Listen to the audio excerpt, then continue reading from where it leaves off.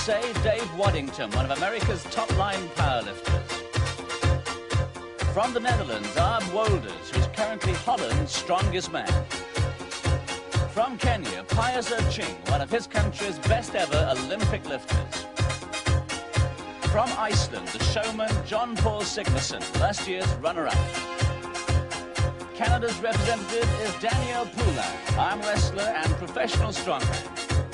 West Germany competing in the massive shape of champion lifter Rudolf Kuska. From Sweden and on home ground, jazz-loving powerlifter Ingvar Gustafsson. And from Britain, the man they'll all have to beat, Geoff Capes, currently the world's strongest man. And we, like the competitors, have travelled to a wintry Sweden and a place called Mora, a round-the-year holiday resort in the Siljan region, 150 snowy miles northeast of Stockholm. Every year, Mora is the destination for skiers, hikers and climbers from all over Europe. It's famous for hosting the Vasalopp, the international cross-country ski race. In 1985, Mora is a busy, modern place, but it still retains many attractive features from the past. Like this handsome steam engine, once the main link to the outside world.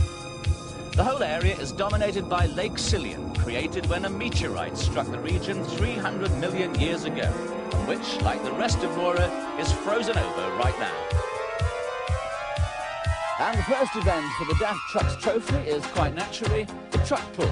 2 8-ton trucks there, so the strongmen will be competing in pairs. They'll be pulling these trucks along 30 meters of icy, snowy ground. The conditions are very, very cold. It's minus 10 degrees centigrade at the moment. We've already cleared away inches of snow from the track, but I don't think conditions have ever been quite so tough for a pulling event. And first away, it's John Paul Sigmarsson, the blonde giant from Iceland, and he's taking on this man, Daniel Poulain, a bulldozer driver from Quebec. It's going to be hard getting a grip on this snowy ground with 8 tons of truck to pull, but John Paul is getting off now to a very quick start. But Daniel Poulain just can't get going. Maybe he could do with his bulldozer to help right now, but yes, I think he is moving now as the wheels are turning. Sigmarsson's steaming ahead, though. He's setting a cracking challenge to the rest of the strongmen. And that's the time to beat 33 seconds. John Paul very happy about this. An amazing time considering the very difficult conditions. Were you slipping a lot? Yes. My last few meters, I was slipping a lot. I suppose with coming from Iceland, this sort of condition is much better for you than for most of the other competitors. Yes, but in Iceland now we have the best weather in Europe, so... And Poulain is still towing that truck home, taking a time of 1 minute and 20 seconds. Daniel is not pleased about that. He's come from Quebec for this contest. He's a new boy in this big league, and he desperately wants to do well. On now to Heat 2. And the lanes, by the way, are chosen at the toss of a coin. On the left, it's Geoff Capes, and on the right, the American Dave Waddington. And both men really struggling to get a start there. Dave Waddington sliding all over the place. Capes is underway, though. Big Geoff loves this type of event. He always does well in them. Waddington's truck might seem to be hard to get going, but in fact the vehicles are identical. They've been checked by experts, and Waddington now has got the thing moving. Geoff Capes steaming ahead, yet he's going slower than Sigmarsson. The current world champion could be beaten at his best event. 38 seconds, that's 5 seconds slower than Sigmarsson. What an upset right at the start for Geoff Capes. And here's Dave Waddington coming up to the finishing line after 30 punishing, slippery meters. Time? 58 seconds for Waddington after that bad start, and the contest certainly hasn't started too well for Geoff Capes either. 38 seconds, Geoff. Very poor. 5 seconds slower than John Paul. Yeah, that's one of those things. Why do you reckon you were so slow? I don't really know. I'm dumbfounded. Still, there's always a trying to get beat, and he's done it in the best event, huh? Very strange. Well, not everybody is too worried about Geoff's performance as we move on to Heat 3 of the truck tow. Now the fourth and final heat, and it's Aab Wolders of Holland, a great all-rounder among strongmen, against the rising star Rudolf Kuster from West Germany. Ready? This is a tussle between two of the biggest, the most evenly matched men in the championship. Aab Wolders keeping low, he's got a good technique there, getting off to a great start. In fact, this heat is between the two men who came equal second in the contest to find Europe's strongest man in Holland a few months ago. Kuster finding it hard to get going, but Aab Wolders powering his way to the line to finish in 35 seconds. So that puts him into second place. Jeff Capes drops down to third. A great effort by Wolders.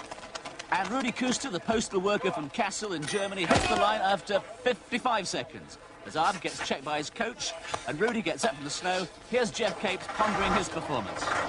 38 seconds to me is an eternity, and it's very strange to go so slow. And but the timekeepers assure me that the clocks were correct. I thought they'd probably frozen up, but they said it was right. So they're the judges, and the result obviously stands. First Sigmarsson, second Wolders, at this moment third me, and then the Kenyan in fourth place. So already the competition is open, and where people like myself thought they'd do very well in their best event, I'm in third position. So already the tables are topsy-turvy after the first event. Well, I hope that lone skier there and all the other people up on the slopes have been warned to stay well clear now, because the strongmen are about to start throwing their weight around. This is a land of pine forest, so there's been no difficulty at all in finding the vital ingredient for the next event, a caber. Tossing the caber is as traditional a sport in the Northlands of Sweden as it is in the Highlands of Scotland. And this particular caber, well, it weighs about 36 kilos, that's about 80 pounds. It's about 5 meters long, and the strongmen have to throw it as far as they can. Well, here's the course, cleared and flattened and marked out, and let's catch up on the highlights of what's been happening. Daniel Poulain has never done this event before. His best throw was 8¼ meters, just over 27 feet. Another newcomer, Pius Ching, managed just over 22 feet, 6.73 meters. Here's Ingvar Gustafsson to throw. And he fails because the caber must somersault end over end. Rudi Kuster did better than most of the newcomers to timber throwing. He did 10.5 meters, 34.5 feet. And the caber getting a bit of attention, a bit of de-icing there. And we join the action with Dave Waddington to throw. So far, his best was 15.18 meters. That's nearly 50 feet. And Dave, incidentally, came third in the World's Strongest Man contest in 1981. And it's a good one. It somersaulted right over, sliding along the snow. It's just a couple of inches short of his best throw. And now it's the last throw for Jeff Capes, vastly experienced in this event, a star of many a Highland Games. And it must be his best yet here at Mora. 16 meters 75, but Jeff seems a little anxious. I don't think he's too pleased about the way things are going for him. Aab Wolders gets help from the two officials who are there to position the caber for the strongmen. Aab openly admits that this is not his favourite event. His best throw here so far, 40 feet. The snow, as you can see, is falling heavily now. That's not helping, and it's still bitterly cold.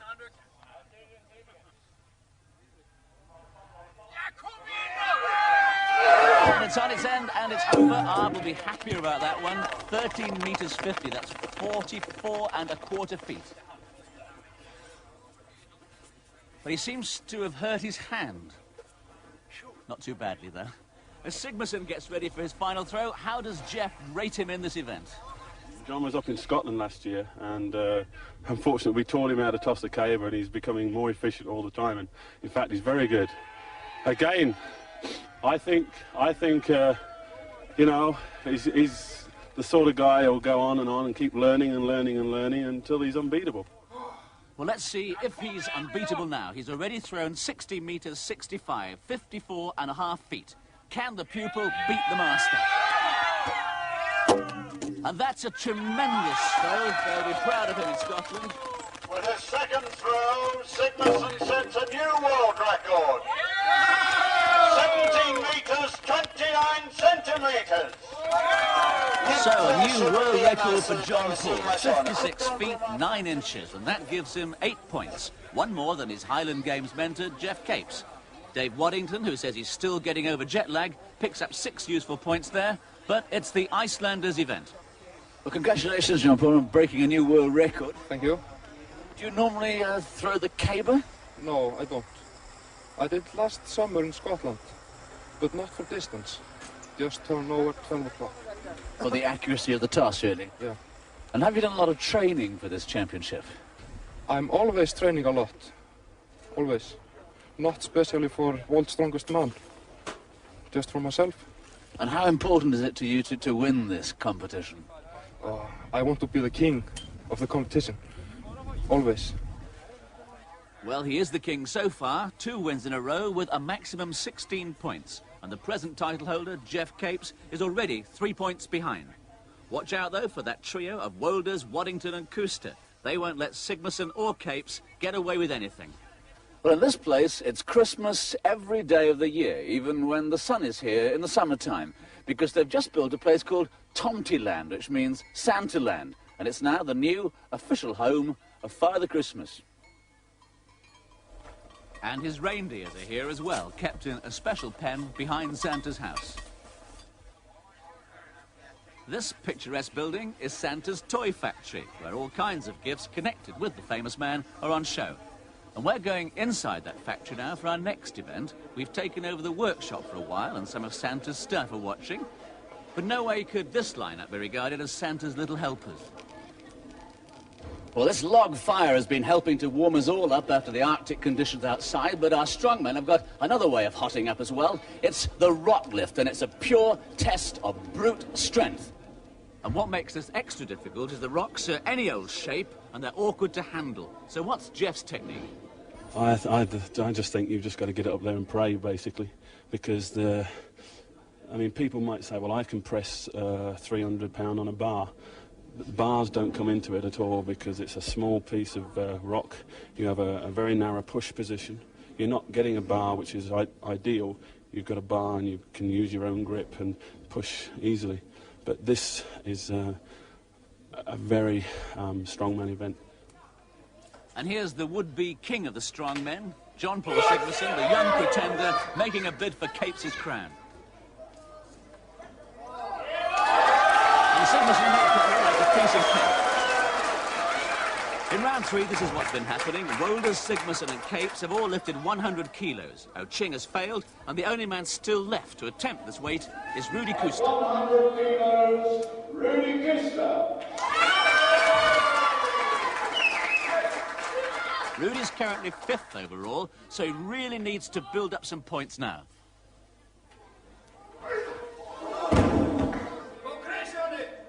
Well, apart from heaving rocks around, Rudi's other interests include microelectronics and computers. In fact, he's taught himself the basics of several languages on a computer the size of a wristwatch. He's got it onto his chest. Now, can he lock those arms out above his head? No, that 100-kilo rock is just too much for Rudi Kuster. He was second in the European powerlifting competition a little while ago, but these jagged and unbalanced lumps of local stone have beaten him. It was a brave and a very painful effort, though. The doctor just checking Rudi. I don't think it's serious, just a nasty graze. So, as a new and heavier rock is manhandled onto the rostrum, it takes 2 lesser mortals. There are only 3 left, Wolders, Sigmarsson and Capes. At 110 kilos, Geoff Capes. Geoff doesn't like to be trailing in any kind of competition, let alone in one where last time he was on top.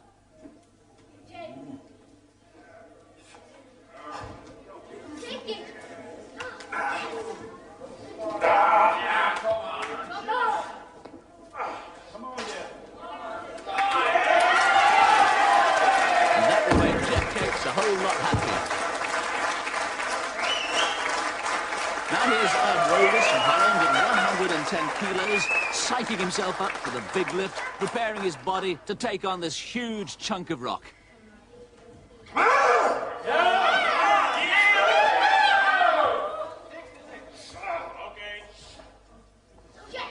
And now he's got to get that boulder up above his head. He rests it for a while, leave the cranium to the sternum.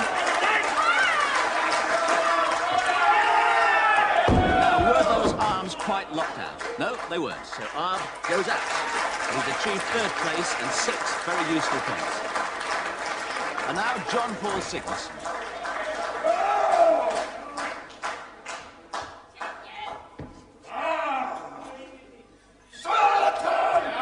John Paul calling on the Nordic gods for a bit of help. And like Arv, he's also using the head technique. Yes, it's a good lift for this 25-year-old Icelander. And he acknowledges the cheers of his fans. So, as the weight goes up to 115 pounds, there's just John Paul and Geoff Capes to back it out.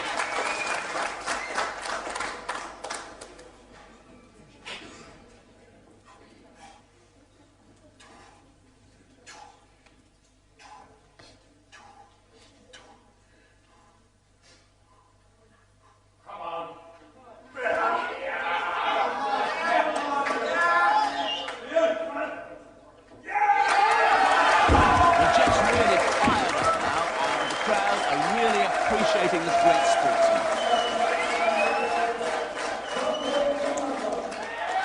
And Sigmarsson, ever the showman, seems to be thoroughly enjoying this event as well. But can he stay with Capes?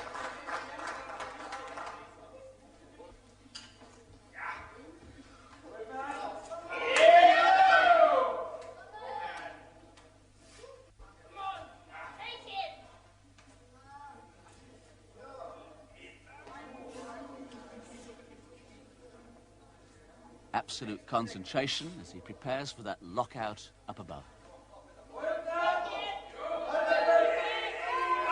Yes, he's done it. And it's body beautiful time. So the pair are still deadlocked with only 2 rocks left. It's time for tactics. What's Jeff's plan? What weight next?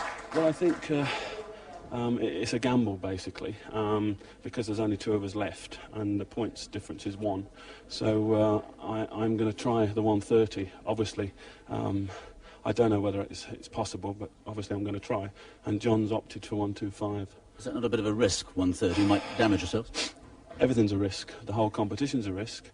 Not physically, but taking chances where chances occur. 125 kilos, John Paul Sigmarsson. So John Paul playing it safe, trying for the 125.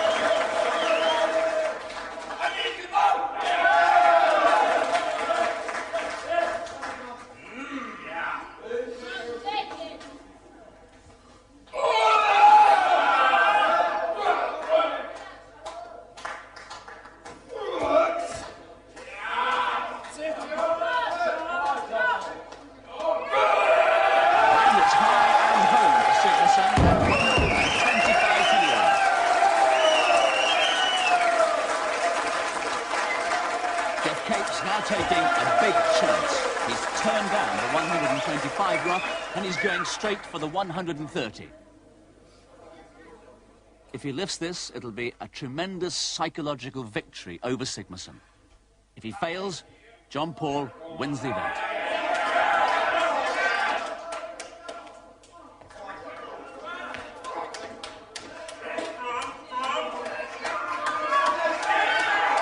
What a show. Capes indicates that's enough. The gamble wouldn't pay off, and for Sigmarsson, the nightclub bouncer from Reykjavik with 3 wins in a row.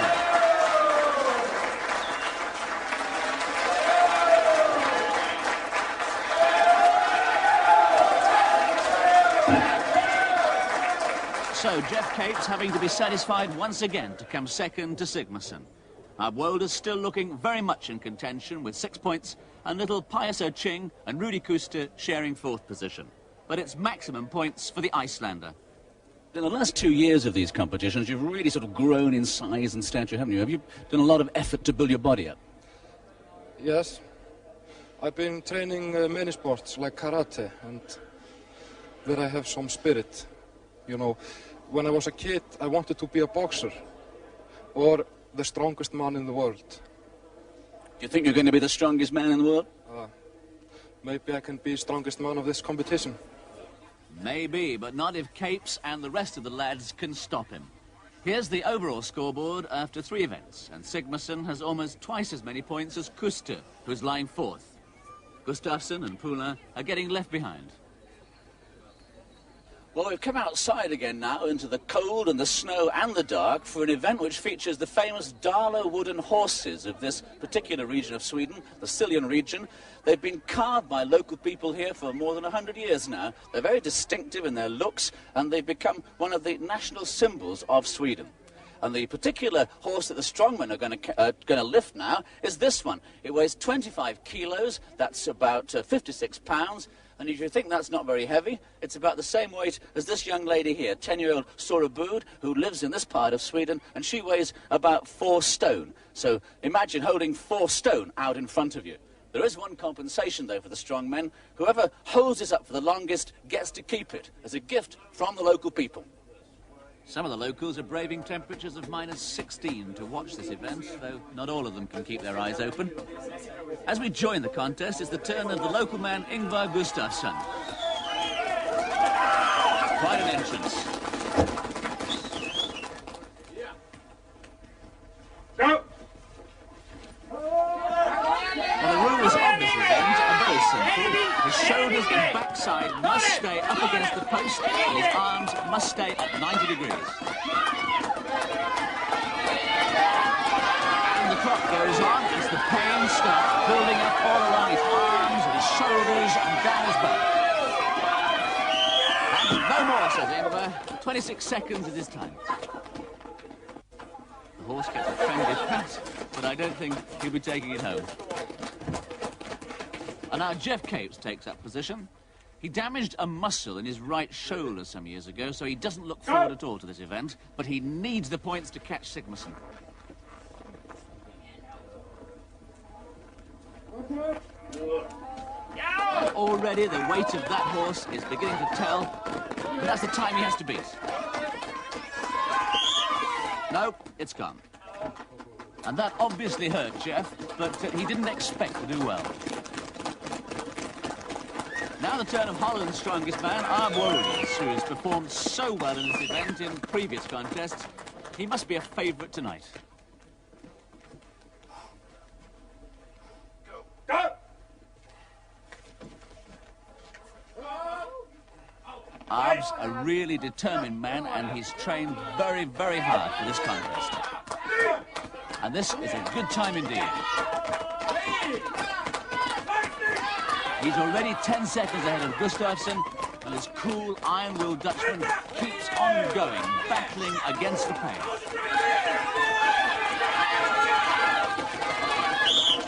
And that's the best time yet, 46 seconds for Aab Wouters, and it's going to take something very special to stop that horse from going to Holland. Only 2 more to go, and here's Rudi Kuster from West Germany. Now, Rudi wasn't at all happy in this event during the European competition, so let's see what happens tonight.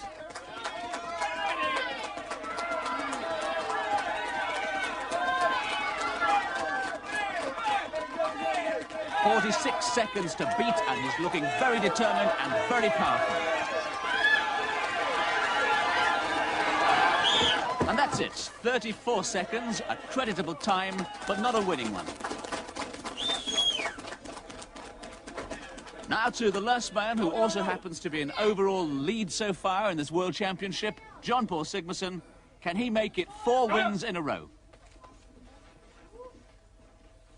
I'm going to win. I came here to win. He came here to win, he says, but will he be able to beat Aab Wouters' time of 46 seconds? He's already beaten Kuster's time, but he's 6 seconds short of Wouters, making it Sigmarsson's worst result so far, a mere 2nd place. Ahead of him was Aab Wouters with that remarkable 46-second hold. Kuster did better than expected, picking up 6 valuable points. But a bad result for Jeff Capes. Down there in the bottom half of the table, only 3 points. This was Wouters' triumph. Aab, you must be very pleased at the end of the first day, your first win. Yes, I needed it for my confidence, and I knew I was good in this event. And they told us that if I won, the winner could take the horse home. And I won to take the horse. What are you going to do with it? I give it to my son. I got a son of 8, and he would be pleased with it. And you're pleased as well because you've knocked Jeff Capes into 3rd place. Yeah, and I took some points off John Paul Sigmarsson, and that's on this moment number 1. So you always have to look at number 1. But he will come tomorrow. So you're looking forward to tomorrow? Yes, that should be my day. But today has unquestionably belonged to Sigmarsson. 3 wins and a 2nd place put him 5 points ahead of Ab Wolders, who's looking more threatening with every event. And it's really these two who are standing between Jeff Capes and his title. Well, they do say that music has charms to soothe the savage hearts. Here's some traditional folk music at the end of a very hard day, and a welcome opportunity for competitors and fishers alike to relax and to put aside the worries of tomorrow. With true Swedish hospitality, the mayors and local dignitaries of the 5 communes of the Mora area are giving a party in honour of the competitors.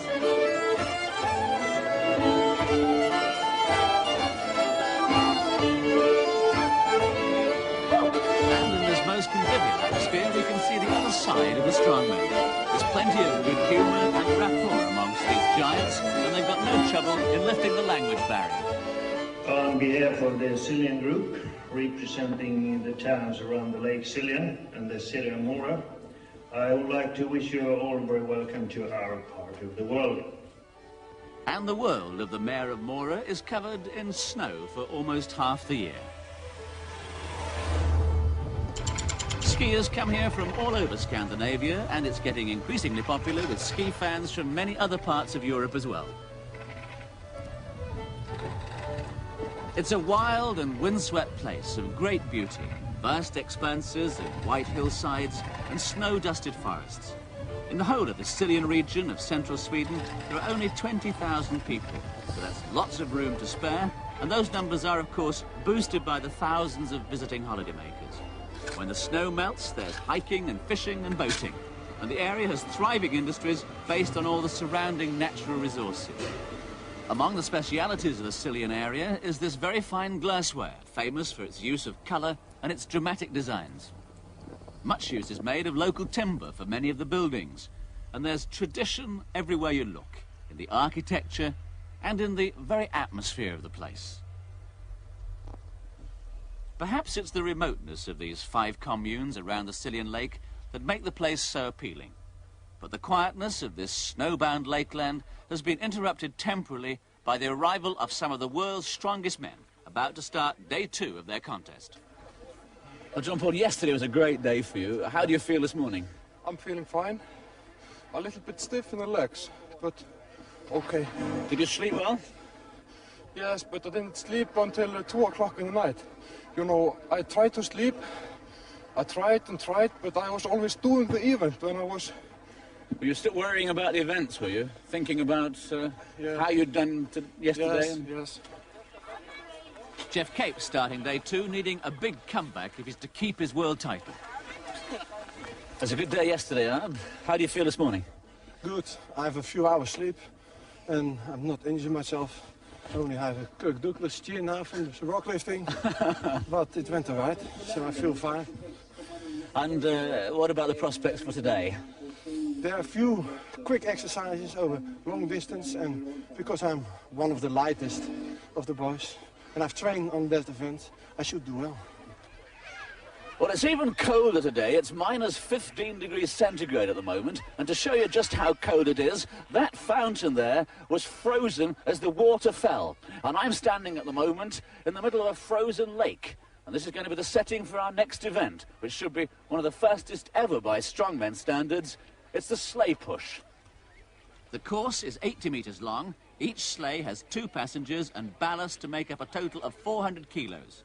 In Heat 1, the lineup is nearest the camera O'Ching, then Gustafsson, Quister and Wolders. Ready! There are 2 heats, so it's the winners and the 2 fastest losers who qualify for the final. And it's Quister on the left and Ab Wolders who are setting the pace. And Wolders is really going, he's pulling ahead. And he finishes first with Quister second, Gustafsson third, and Pius O'Ching coming in way behind him fourth.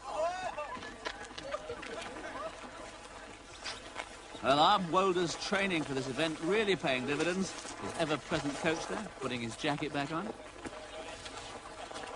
Two of the sledge passengers are keeping warm by dancing their way back to the start.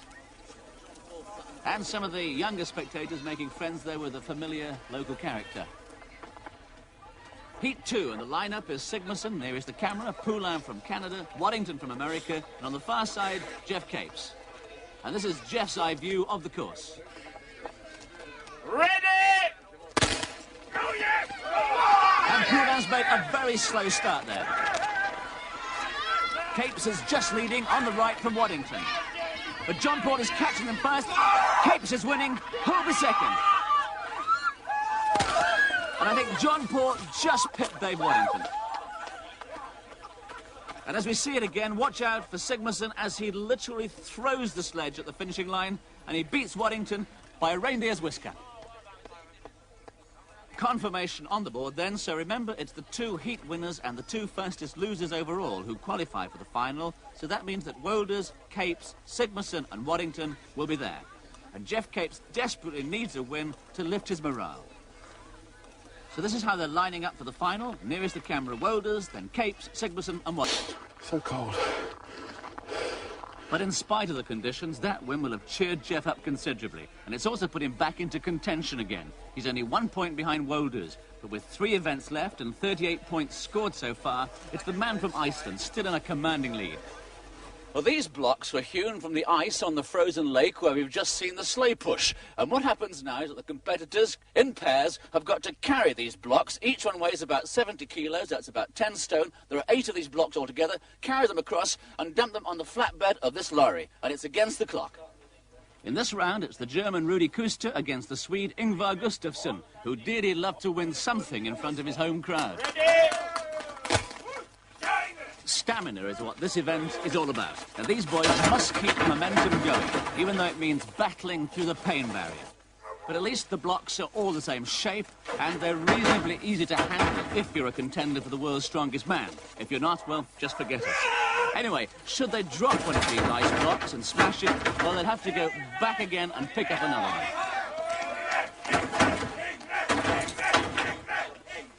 The crowd urging Ingvar on, but he looks as though he's tired. I bet he'll never take ice in anything again.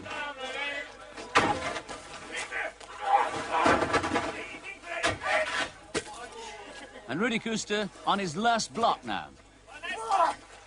He's finishing as he started at a cracking pace. And his time was 56 seconds and no breakages.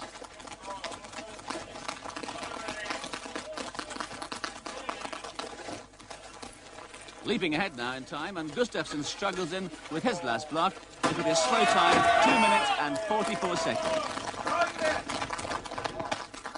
Now Arb Wolders on the left versus Sigmarsson on the right.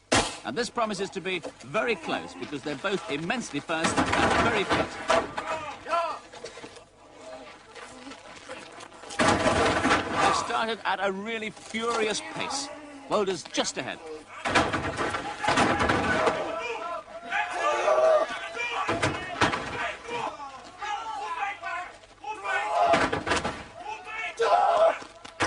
And they're still almost neck and neck as Wolders reaches his final block.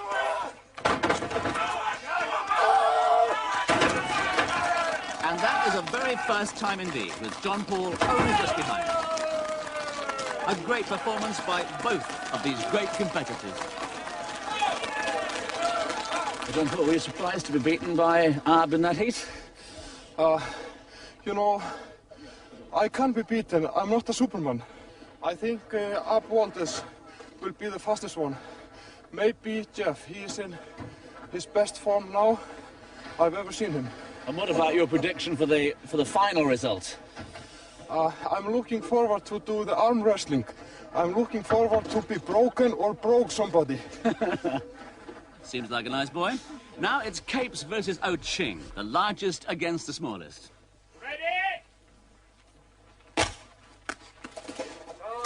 And as Geoff starts well, Pius is already in trouble getting to grips with that block. This couldn't be a more uneven battle. Capes, with his strength and his size and experience. Oh Ching, he's tiny by comparison. He's 8 stone lighter, and he's got no experience whatsoever in this kind of contest or in these kind of conditions. By the way, Daniel Poulain and Dave Waddington have already gone. Poulain completed in 1 minute and 6 seconds, but Waddington ran into a whole load of trouble and he had to retire. Well, Jeff's going well, but he's slower than Arb and John Paul, and he's been unlucky with this draw. He'd have preferred to have been against one of the faster men who would have pushed him to his limits.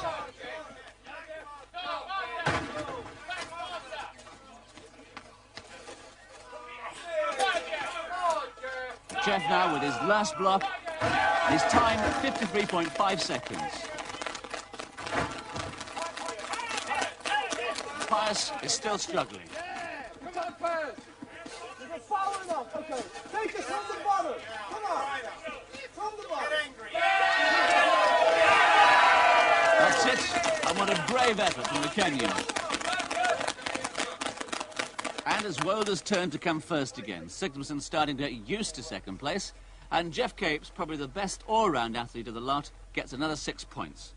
Only 2 points for Pius Oching, but he deserves much more for sheer guts. What did it feel like when you went back to get that 8th block? All what I had to do is show everybody that I am a fighter. You see, when you're on the ring, you've got to keep going. 3/4 through the contest, and Sigmarsson maintains the lead he's had from the start. Wolders could still beat him, but Jeff Capes needs a miracle now to retain his world title. And the rest of the field, well, they don't stand a chance, but they're enjoying themselves. And for a more traditional test of strength, we move back inside the toy factory for the bench press. Both the competitors and the crowd are very glad to be back in the warm again. And in this event, the strongmen lie on the floor and have to push heavy logs up above their chests. Their arms must lock out straight. They all lifted 200 kilos except for Ching and Poulain, and we join the event at the 210-kilo log with Kuster having just failed. At 210 kilos, Arb Wolders.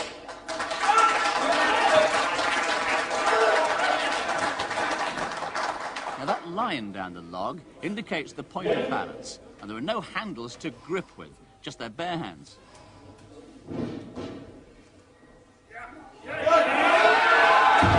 That's a good lift by one. Next to go, it's John Paul Sigmarsson.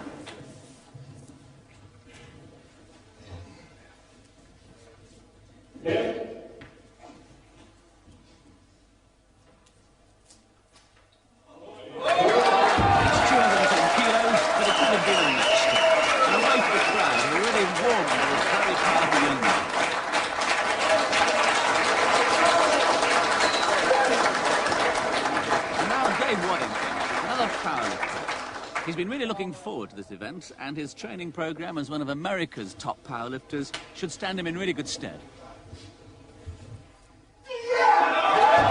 And that's a good lift from the American. Next comes Jeff Capes. Jeff Capes.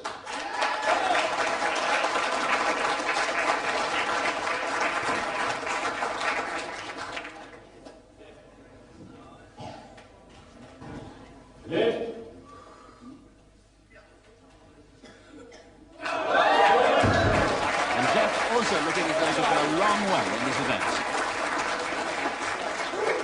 And now Ingvar Gustafsson, still searching for an event in which he can shine.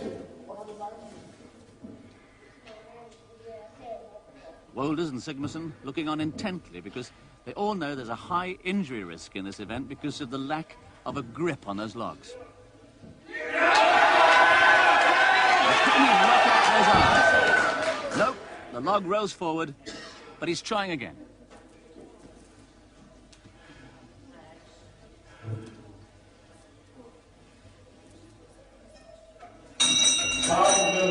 Sadly, he's out of time, so now only 3 winners.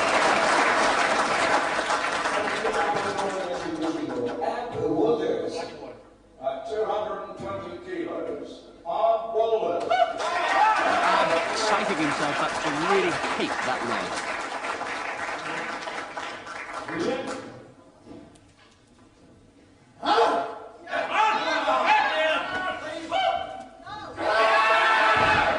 I think he's hurt his left wrist.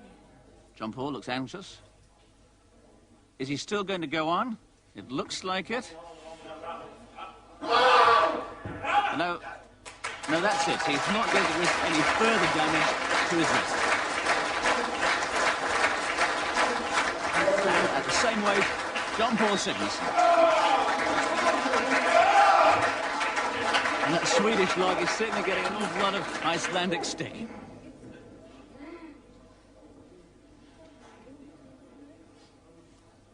No, it's roll forward. He's lining up again. But that's it. Wisely, John Paul's not risking any injury that could put him out of the contest. But it could mean extra points for Jeff, because John Paul has to be content to share third place with Wolder. Now Dave Waddington, also at 220 kilos. There's just him and Jeff left. Come on!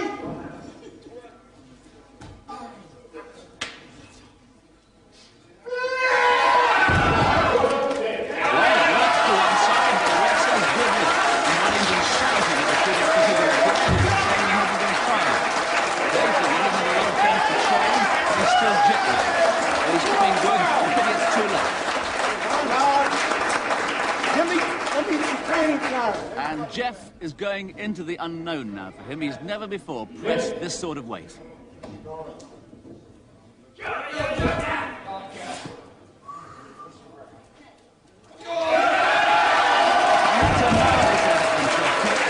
sheer strength and determination is pushing Waddington all the way.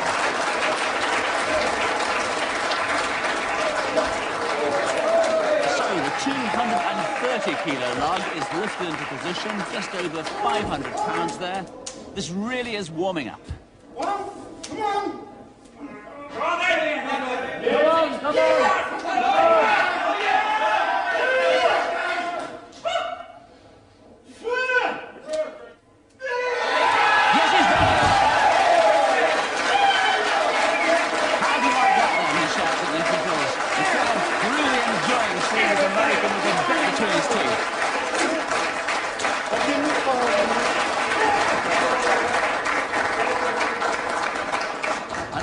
Jeff somehow find the technique and the strength to stay with Waddington. He's got to push up very nearly a quarter of a ton.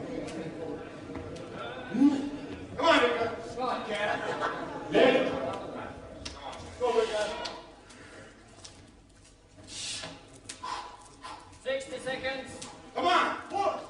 Waddington shouting encouragement. No, Jeff indicates that. Nevertheless, it was a fantastic performance to beat Wolders and Sigmarsson, Kuster and Gustafsson, all of them world-class lifters. But it's victory at last for Dave Waddington, the powerlifter from Sandusky, Ohio.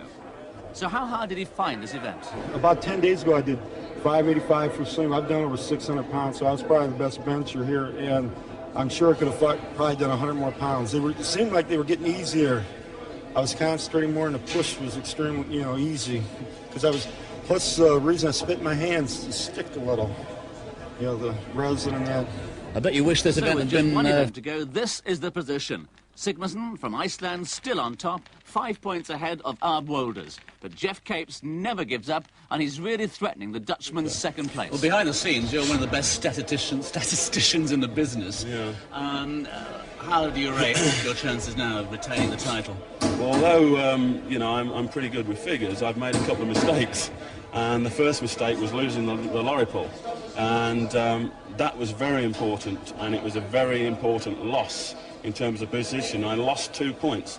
At this stage of the competition, I am now 2 points behind Arb Wolders. I don't think we can catch John Paul, but I needed those 2 points. And, but there again, we got another event to go, one more event, and anything else can go wrong.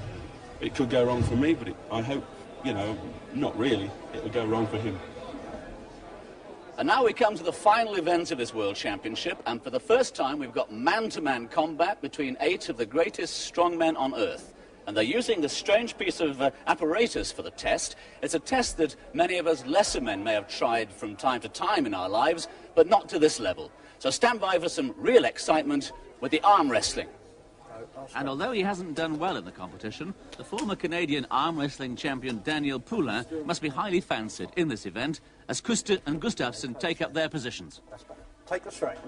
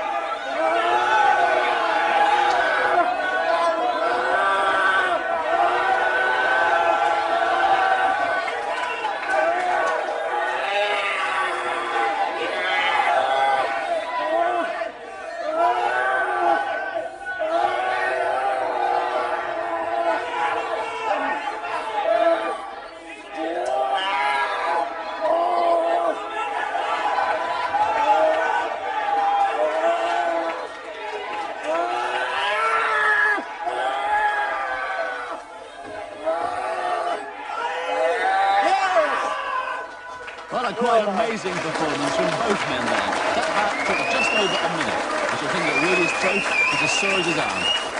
And now we move on to the first semi-final.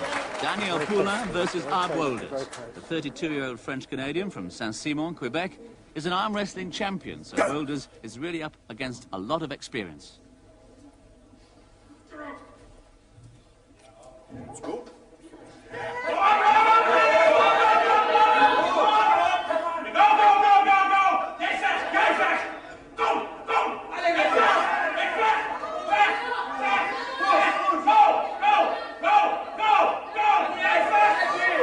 Now they must keep their elbows in those cups.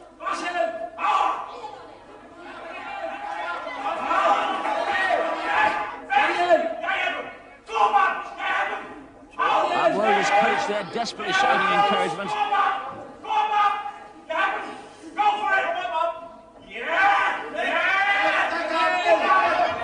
Five seconds. And the ref warns Ard about keeping his wrist in the correct position. Sorry, you're disqualified for failing to get your wrist back within the 5 seconds. And the ref stops it. There are very strict rules in this event. Sorry. So Daniel Poulain is the winner Yes, and goes to the final. Shout of absolute agony at the end of the bout. What exactly happened? I had the muscle tear in the forearm, literally just, you know, you can hear it.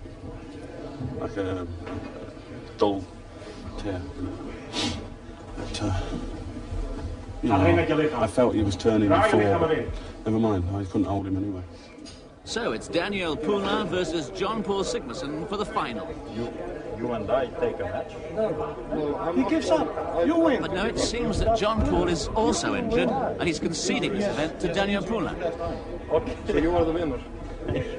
So even Sigmarsson is feeling the pain after 2 days of hard competition, which means that Daniel Poulain gets maximum points. But yet another second place for John Paul was more than enough to make him the new title holder. John Paul, congratulations on being the world's strongest man. Thank you. How do you feel at this moment? I am, like we say in Iceland, I am in seventh heaven. It's always been an ambition of yours? To be world's strongest man.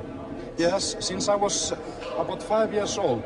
I said to my brother, one day I'm going to be the world's strongest man. And of course he made a laugh of me. He didn't believe you? No. They'll have to believe it now. Yes. So the final scoreboard tells the story.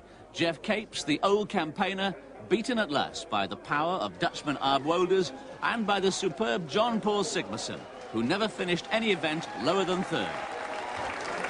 The celebrations are already underway as Mr. Louis Hoogeveen, the Managing Director, International Division DAF Trucks, presents the trophy to this important Icelander, John Paul Sigmarsson, the world's strongest man.